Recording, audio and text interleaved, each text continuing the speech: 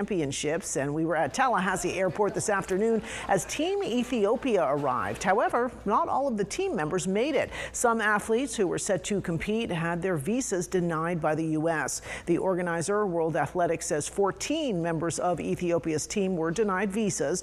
Their report did not give a reason. We have contacted Ethiopia's Athletics Federation to try to learn more. The championship will take place on Saturday at Appalachia Regional Park, and tickets are still available.